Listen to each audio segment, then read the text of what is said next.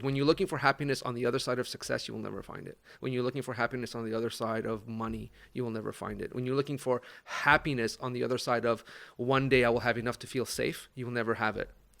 Well, I mean, even the fact that I knew this, I still followed in my father's footsteps, right? Yeah. I still had the gene of fear, sacrifice, just go and grind and make and, build up a nest egg for your future. What ended up happening was in 2008, when the markets fell, I lost everything. So, seeing what my father went through, you would think that I would know not to sacrifice time away from the family. I did exactly that. I was grinding and hustling to bring my personal training business to the next level, and it was coming in. I think it's a very natural thing to do, particularly as a male. You know what I mean? I just feel like it's part of the provider mentality that we were told to do in some way, shape, or form. I'm not saying it's serving us. No, I'm just it's saying not. It's the mind. It's the mental construct, right? Yeah. We buy into it, Yeah. and unbeknownst to us, we just fall right into it. Like we would it's there, and you're living right through it.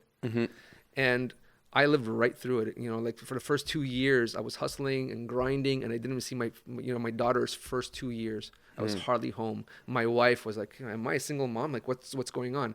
And she was complaining that we didn't have family time to together. And I was saying, "Look, but I'm doing this for you." Yeah. The same language that my father would use, right? Like, who am I doing this for? Don't you want a house? Don't you want us to buy the house? And my wife was, "We can stay here. It's no problem. I want to have you. I don't have you. You're not fun to be around. You're always stuck in your head. Even if you're not working and you're here, you're not here. You're actually back at work. You're always preoccupied by something." And I didn't hear it. Which was the same thing was what was going on between my mom and my dad. My wife and I came close to a divorce. Those red flags. I saw tons of red flags that I was going in the wrong direction. Right.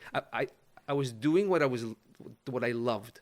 Yeah. I loved the personal training stuff. I was I was aligned, passionate, and I was contributing. You couldn't get better than that. And I was making money. Yeah. It was great.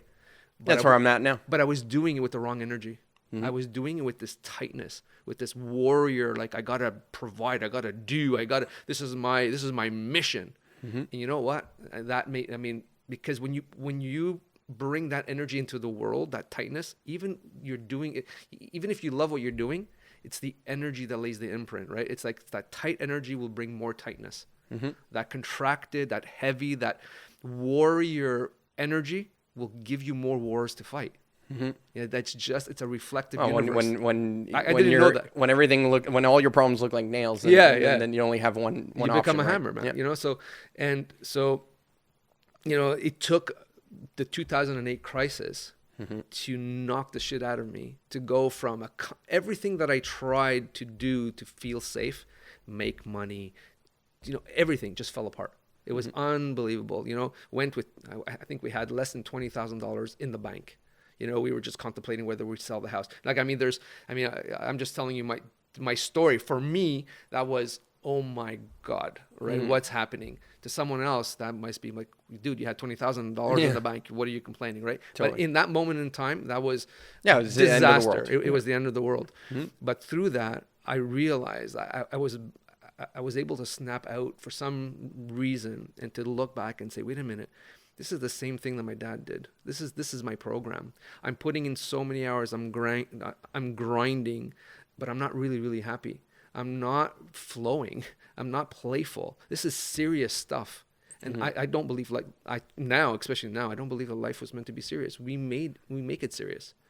And I now more than ever do I know that if you're not playful, and if you're not open, if you're not light, you're not going to tap into your genius. You're going to be okay. That you won't tap into your genius for sure. You're definitely not tapping into your intuition. And so to me it was just let it go. The price wasn't, the sacrifice wasn't worth it. And so I just said to myself, "No, man, we're gonna regroup here. This is a massive life lesson." And I still continued to do what I did, but the beauty of it, meaning continued personal training, building the business. But I found pleasure in just not even thinking about how I was going to build it, just having pleasure being with my clients, having pleasure being,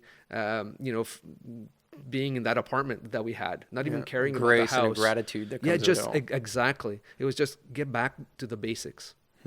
And that's where the whole thing about back to the basics, right?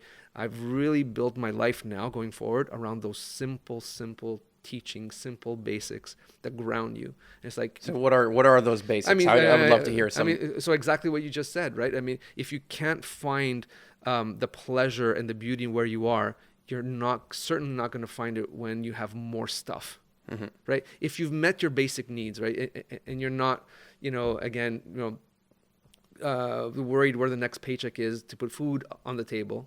If those basic needs are met, the rest of it is just. Yeah, but for me, the problem is I'm not worried about the next paycheck, but then I invest so that I'm back to worried about the next paycheck.